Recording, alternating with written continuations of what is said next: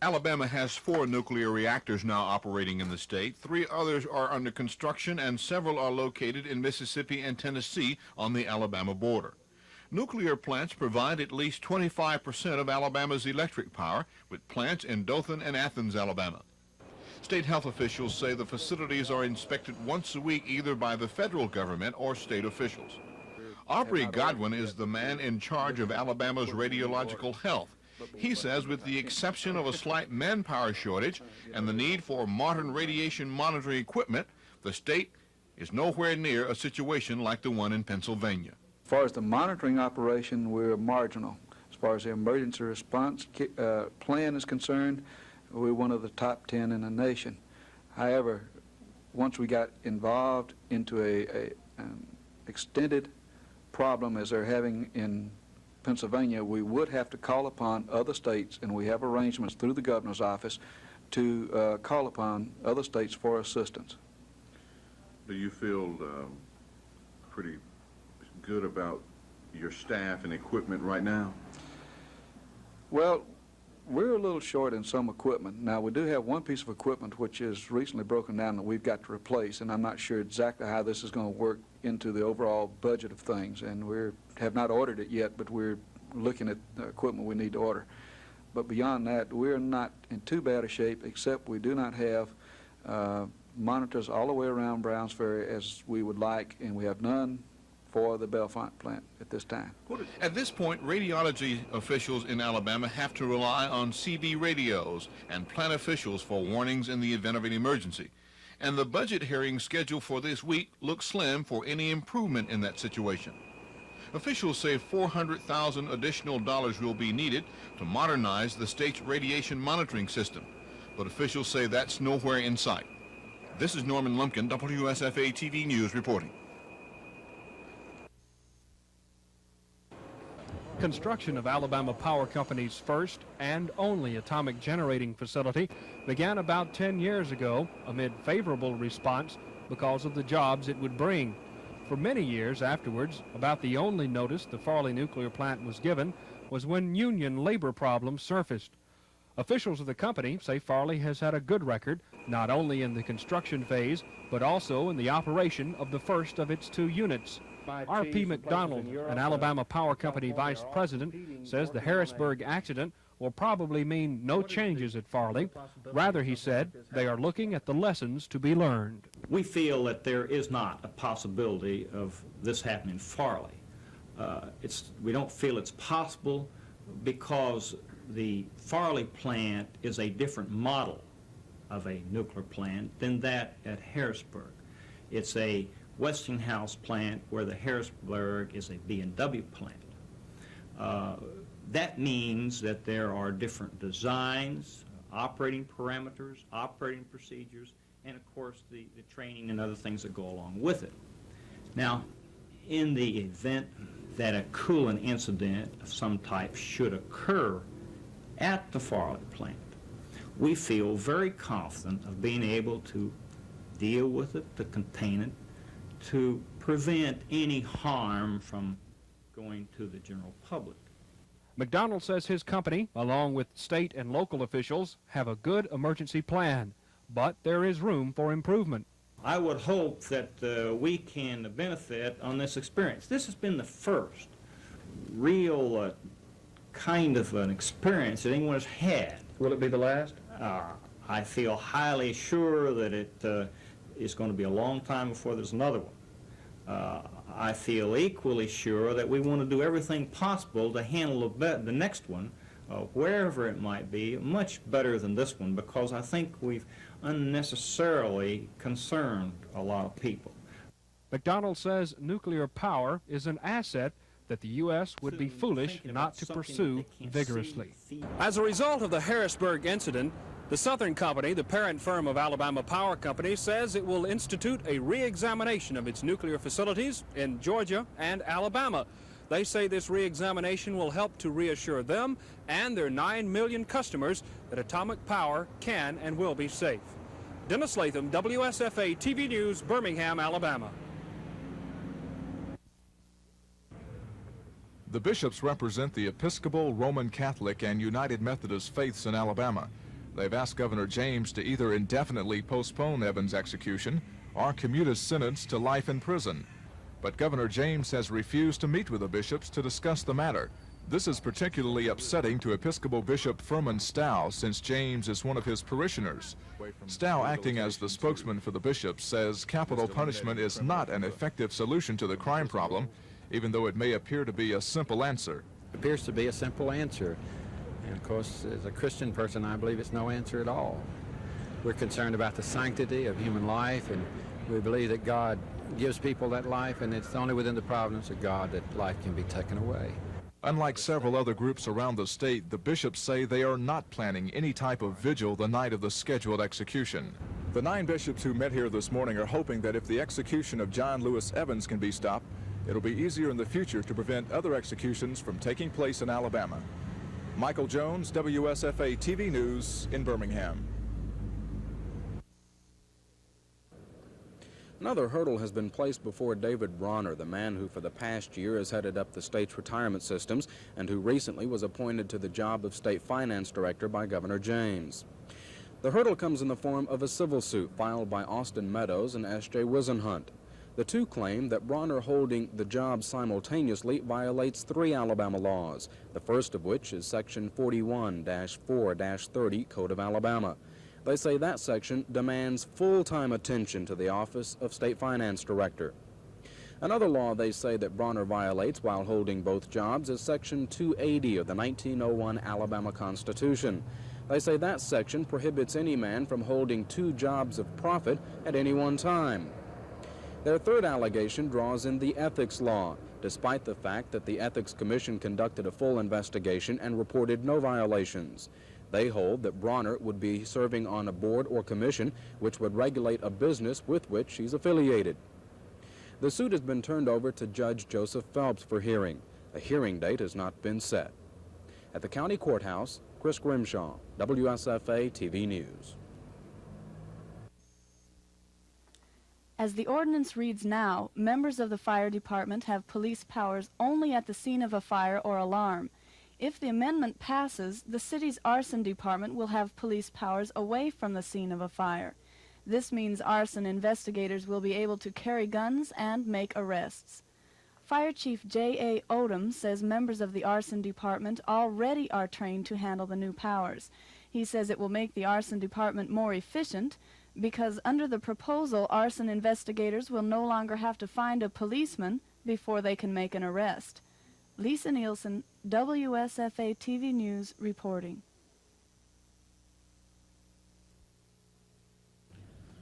The trial began with college student Dwight Blakely accusing the 3 officers of beating and kicking him after his arrest for an October 1978 burglary of the Tuskegee Holiday Inn. The plaintiff also told the court officers Hall and Huffman turned off on a side road after leaving the scene of his arrest and the alleged beating took place.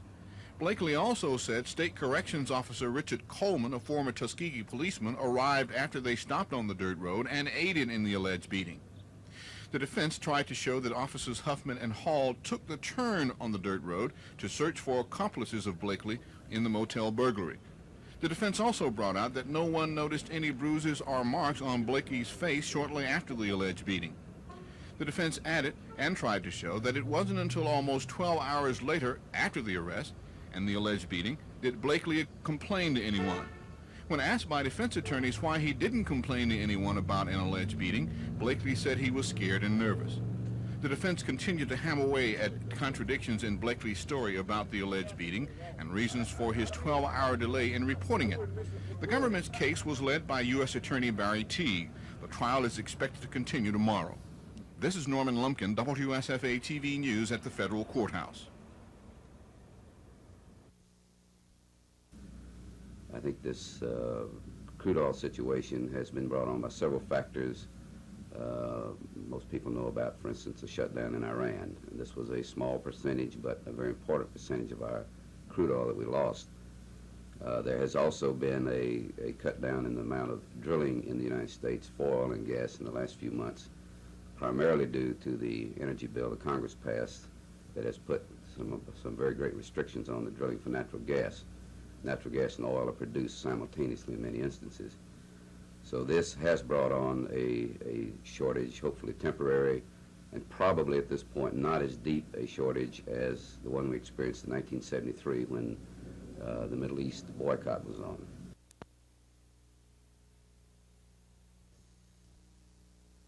Economy, despite some recent strikes, is in very good shape.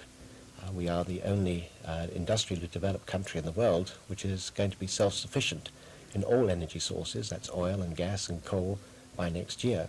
In fact, as far as coal is concerned, we already have about 350 years' worth of supply on present demand. All our housewives in Britain have been directly connected to North Sea gas for nearly 10 years. And by the spring of next year, we'll have the oil we need to keep our industry going.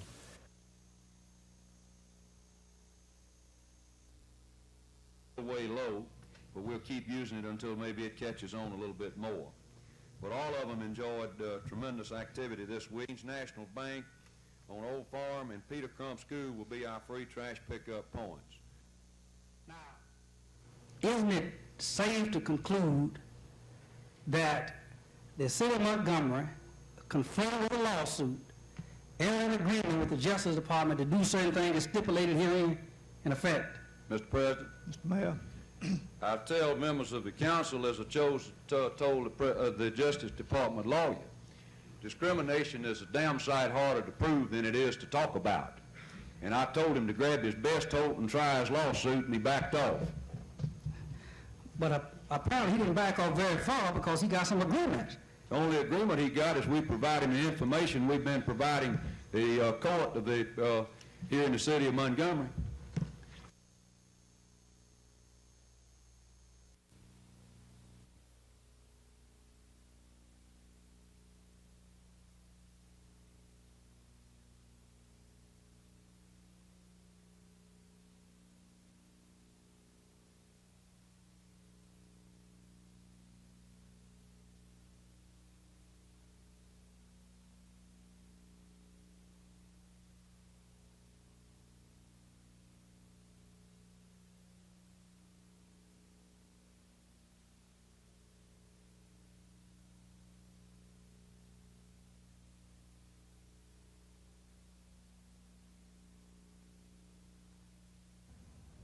What are the strengths of the man? What were his strengths as a coach, as a track coach? Well, I think his biggest strength as a coach was that he was a real fine trainer. I mean, he was a good coach. That was his background, huh? That was his background. I think he was a real fine coach because he would bring in hurdlers who had run 15.5 in high school and get them down to 14.5. So he knew the techniques of the hurdles real well. He knew techniques of the field events. But his greatest asset was that he was a good trainer. His track teams were always ready for the conference meet. This was the biggest meet of the season, and he always had people ready. He mostly undertrained. I never saw an Auburn athlete in his time that wasn't ready for the big meet. In fact, when he retired, and I always tell people, what we really did was switch jobs. And when he retired, he handled the same people. And if he saw me do something wrong on a trip or saw me do something wrong at practice, he never said anything. Now, if I said, Coach, what should I do with the sprinters today? They look like they're getting a little tired. He would give me some ideas, but he never told me what I should do. But the biggest thing I learned from him, like people asked me, they said, boy, this week you beat Troy State and Iowa real easy. And I said, that was one of the things Coach Hutzel told me. He always said that a good scheduler is better than a good coach.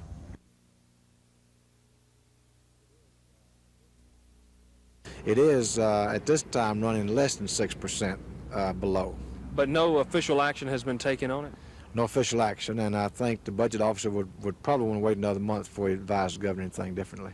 So, as of right now, what is the status of proration? The status right now is 6%, because that's what's been declared, and the governor has to act on the budget officer's recommendation, and until the budget officer gives him a different figure, he has no choice but to stay with the 6%.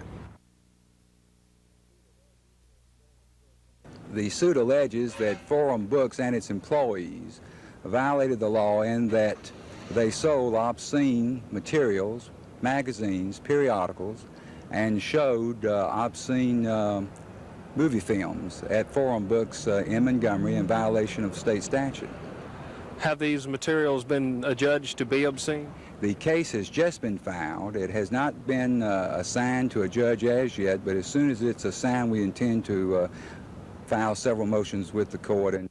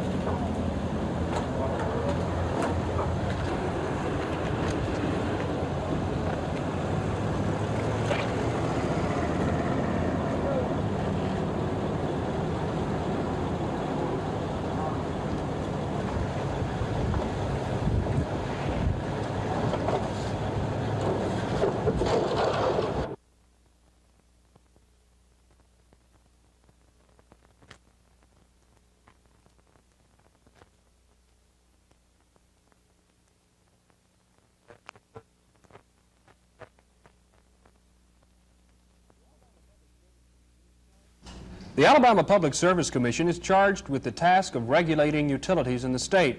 This does not include the operations of the Tennessee Valley Authority, which are federally operated and regulated. The only nuclear power facility under the direct control of the PSC is the Farley plant, owned and operated by Alabama Power Company. The administrative law judge for the PSC, Carl Evans, says he believes the commission has the power to shut down that plant if conditions warrant. I think the commission, based on certain circumstances, could order a shutdown of the plant if there was imminent danger. PSC Commissioner Jim Folsom Jr. agrees with Evans and says because of the incident in Pennsylvania, they are taking steps to make sure they stay closer to the monitoring of Farley.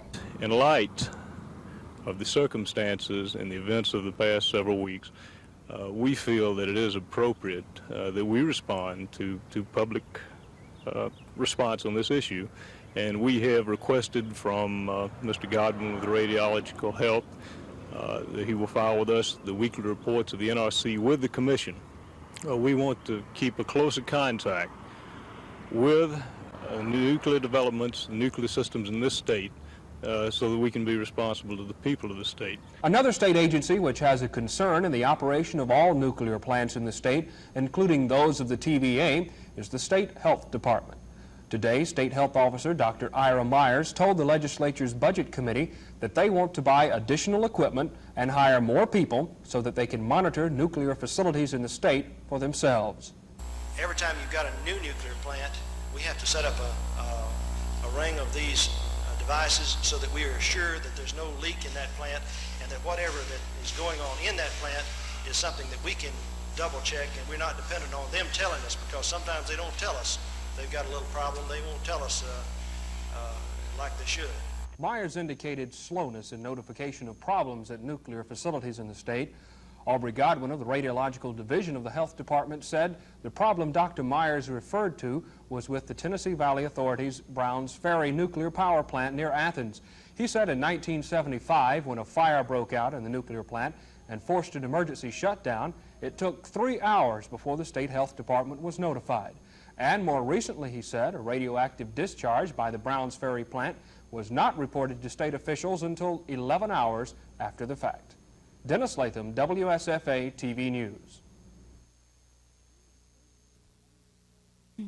Union Station needs many repairs before it's ready to house offices and boutiques.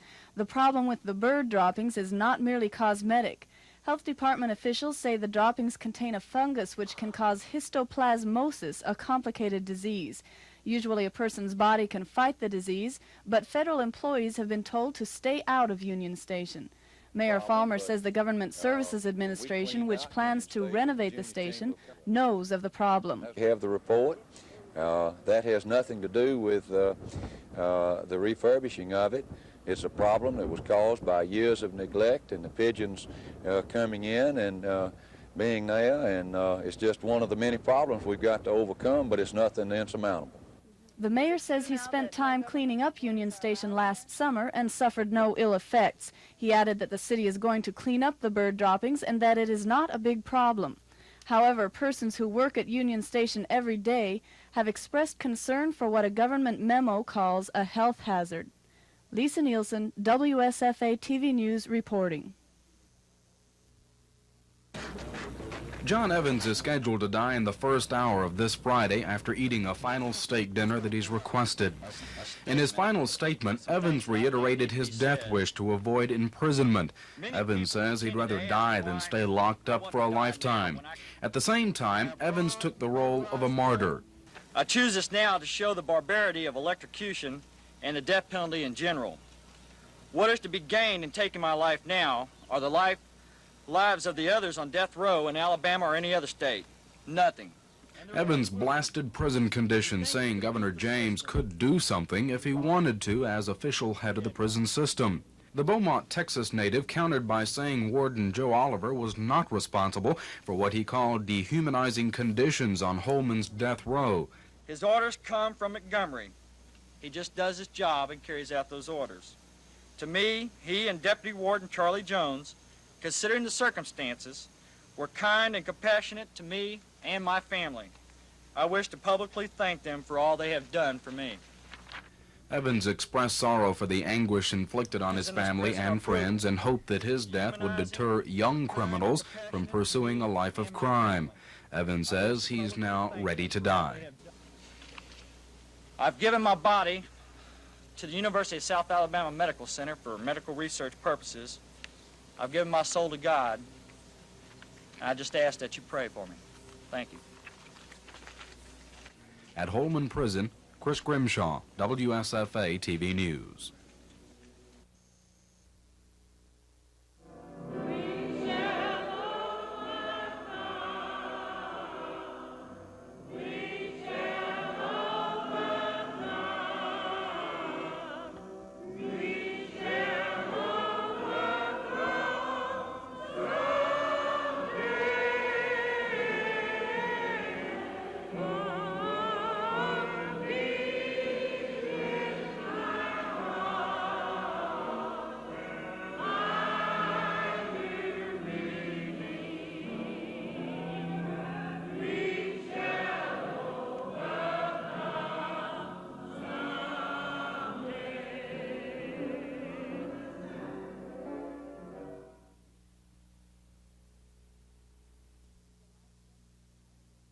Chambliss received a life sentence for murder connected with one of a series of bombings in 1963.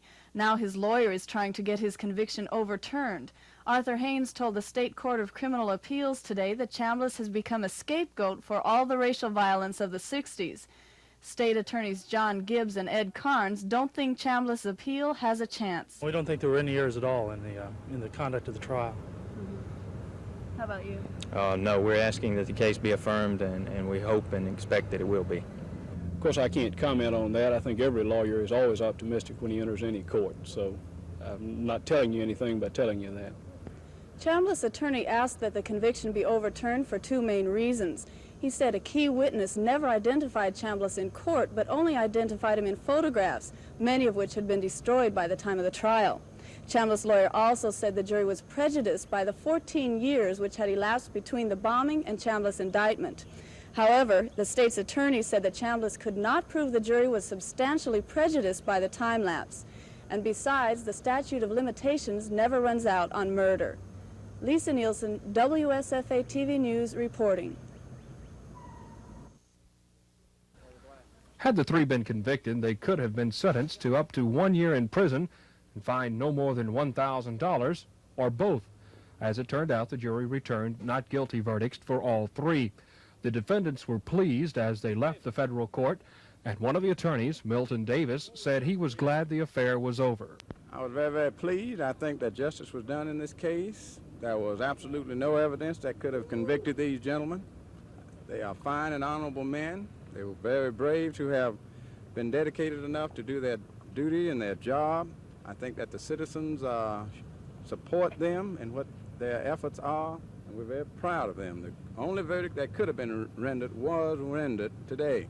The federal court ordeal of Rufus Huffman, Hiawatha Hall, and Richard Coleman appears to be over. But it is interesting to note the comments made by federal Judge Robert Varner after he discharged the jury. He told the defendants that he realized that their job was dangerous and often tedious, but he expressed the necessity of bringing such a case as this to trial. He said it was brought about because there were some actions not proper to law enforcement. He said that he hoped that they and others in law enforcement would learn a lesson from it. And in closing, he told the defendants that he was glad that he didn't have to sentence them because he said he wouldn't have known what to do with them. Dennis Latham, WSFA TV News at the Federal Building. The governor has just received a phone call from the U.S. Supreme Court and was informed that Mr. Justice Rehnquist has stayed the execution until the 13th of April at 5 p.m. He feels that since this is still in the domain of the judiciary, it would be inappropriate to have a comment. So he's not going to make any kind of statement one way or the other? No. The final violation of all human dignity that was scheduled 4 hours from now in Holman Prison, and I understand has been postponed 1 week, is an act of darkness. Those are the words of one of the participants in the candlelight vigil held tonight here in Montgomery. About 20 persons calling themselves concerned citizens against capital punishment formed a semicircle on the sidewalk in front of the governor's mansion about 8 o'clock tonight and started their ceremonies despite the U.S. Supreme Court order temporarily blocking the execution of John Evans. The group offered prayers, sang songs, and read prepared statements degrading the death penalty. One of the organizers of tonight's vigil was Mrs. J.R. Carr of Montgomery. And we're not for sure, we're for real. We really want to see it, you know, because we are against the death penalty. That's what we are against altogether, the death penalty. And we want to see that it is abolished in Alabama, although the chair is back, but we want Yellow Mama put back in the cold storage. The group expressed hope that the Evans execution will be blocked permanently. But if it is to be carried out later, they say more demonstrations will be planned. James Spann, WSFA TV News.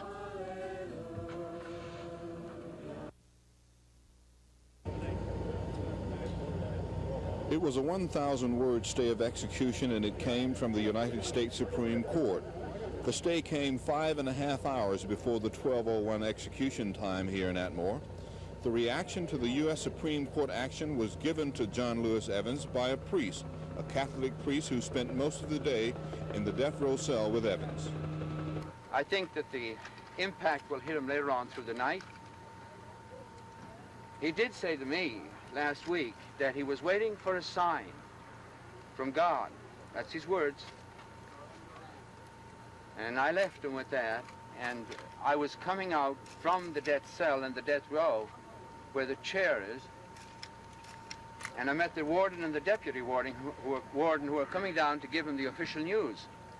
And they said, please come back with us. So I went back with them, and we stood outside, and they called him, and eventually he came back from the wall, came to the doors, the bars of the cell, put his hands on the bars, and they gave him the official news, and he began to cry. It's very rarely Johnny cries, if ever. And he said, Father, I don't think they should mess with me. And I said, okay, Johnny, calm down. So then I said, okay, I'll leave you. And the guards are with him. They're outside, and he'll calm down. It's quite a shy. It's a great emotional strain on any man to be within 10 feet of the death chair and 6 hours, and then say, you have a reprieve. John Evans would not make a statement tonight. He would not have come out to talk with you under any circumstances. I walked back to speak with him and see if he would and put some comments of his on tape. I put the recorder down in the corner before I went up, and he was very emotional. He did not look up. I called his name. He looked up with no change in his emotion and said, no comment, and nothing more. And I said, can I do anything for you? He said, no, not now, thank you. And those were the only words that I stood there a few more minutes, and he was continued to be emotional, and I left. And that's all he had to say. The dramatic stay of execution from the Supreme Court meant an end to a long day for a lot of people, an end to a long day for prison officials, and an end to a long day, of course, for John Lewis Evans. It was supposed to be his last day. We've been told by an informed source who works inside the Holman prison, the death row unit, that a knife was found on one of the death row inmates. There had been reports earlier this month that death row inmates opposed to Evans' stand wanting the death penalty would hurt him if they got a chance.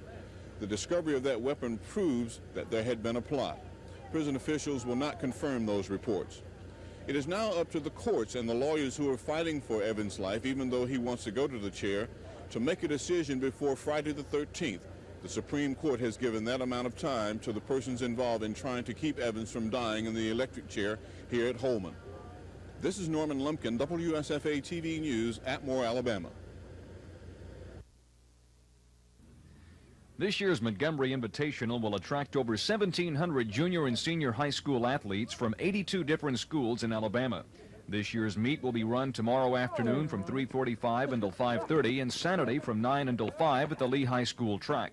A special 100-yard dash for kids 6 to 10 years old will be held tomorrow afternoon at 5:30.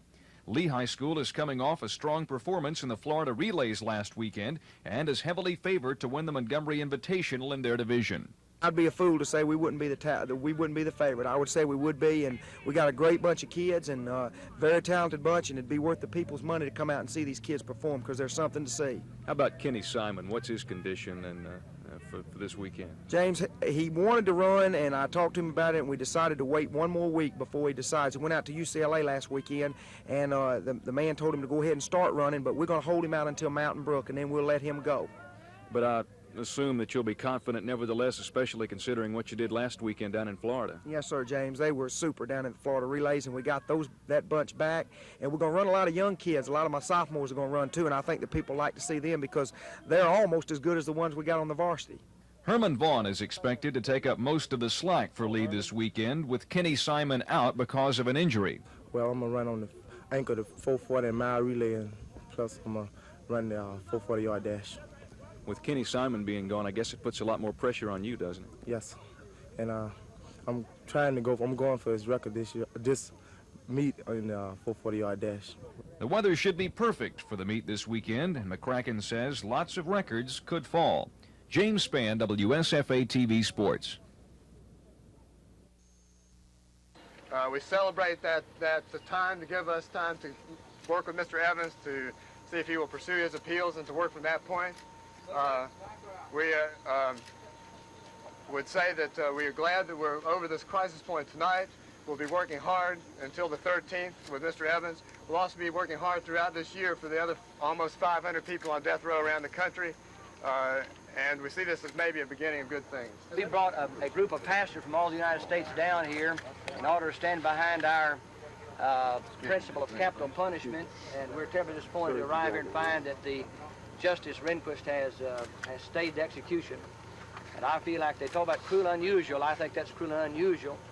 It leaves the American people again with the idea that we're not safe, that our government doesn't have the character to carry out the mandate of the people, and well, we're just disappointed, terribly disappointed.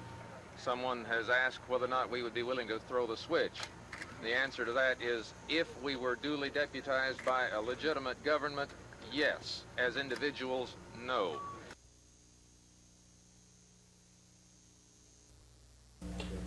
Next Friday, April 13th, the U.S. Supreme Court will convene in Washington to decide whether or not to grant a longer stay to the execution of condemned inmate John Lewis Evans. Southern Poverty Law Center attorney John Carroll says if the stay is granted, it would give them more time to fight for Evans' life. If we get a longer stay, that means we get to appeal to the United States Court of Appeals for the Fifth Circuit, and the appeal could take from 6 months to a year. But if they don't grant the stay, then the execution could be on any time from that Friday to whenever the Alabama Supreme Court sets a date. Well, nothing can happen until the Alabama Supreme Court sets a new execution date, and I think there's good authority in the law for the fact that that cannot happen for at least 30 days after the Supreme Court acts. So Carroll says law suggests to the Alabama Supreme Court that at least 30 days will pass before another date is set. But Carroll points out that it's entirely up to the state Supreme Court as to when they want to set another date. The Law Center's fight would be to the Fifth Circuit Court of Appeals in New Orleans on behalf of Evans' mother, Betty Evans, who was very pleased at last night's stay. She was, needless to say, pleased that her son had been saved from execution. I got a telegram from the Evans family this morning thanking me for, quote-unquote, saving their brother. And, you know, she will cooperate fully with us in the filing of the response. Chris Grimshaw, WSFA TV News.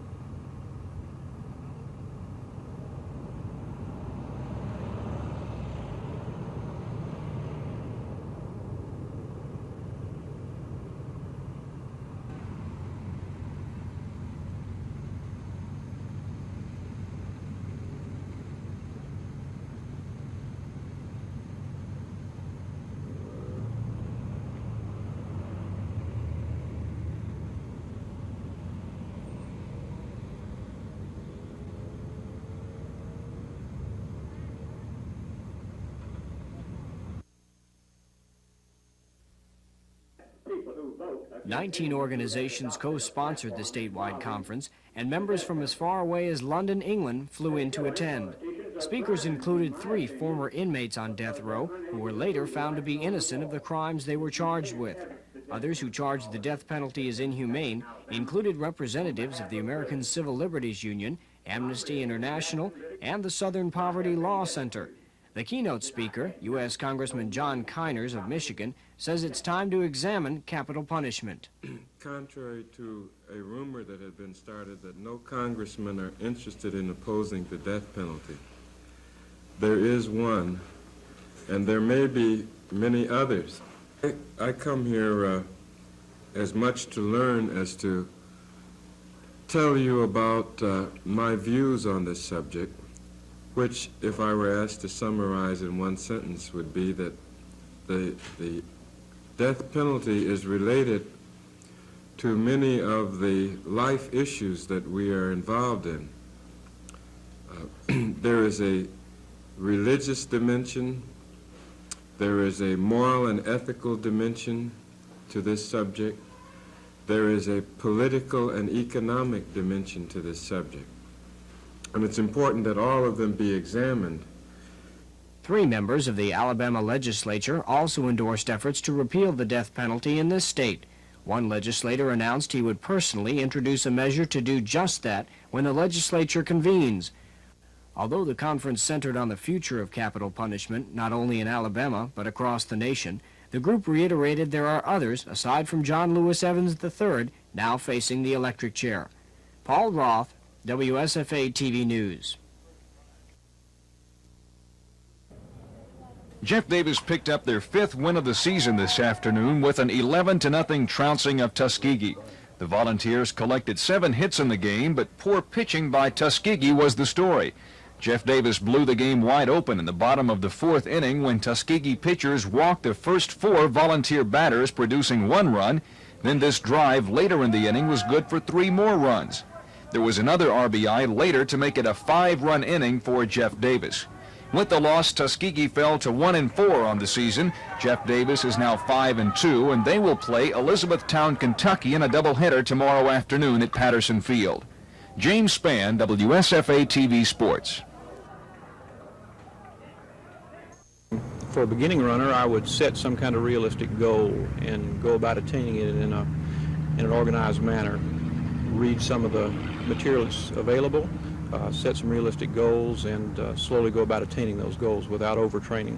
You don't have to run every day to derive benefits from running, do you? That's correct. People run 2 or 3 times a week and maybe a long run on the weekend and become marathoners from that kind of training. What can you advise a guy about his feet? That's your specialty. Well, to take good care of them, I would want to emphasize good shoes, good fitting shoes, shoes that are the proper construction. You wouldn't want to race in Well, you wouldn't want to do long-distance training in a racing shoe, and you need to know the difference between a race shoe, a training shoe, that kind of thing. There are jillions of brands. Any recommendations there? Well, there's not one that I can recommend. They all seem to be kind of the same. They're kind of copies of each other. They're all good shoes. The important thing to remember is the difference between the training shoe, which gives you more support, and a race shoe, which is lighter and made to run faster in.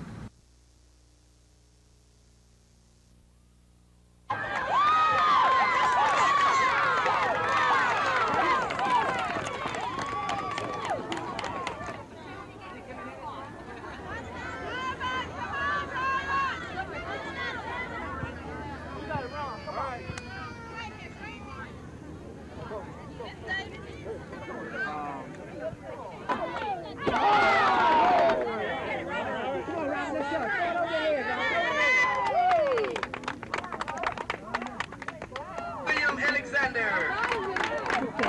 Fifth, Eugene Tatum. 100% pure ham. Yeah. Okay, come on, William. Time's up. Go!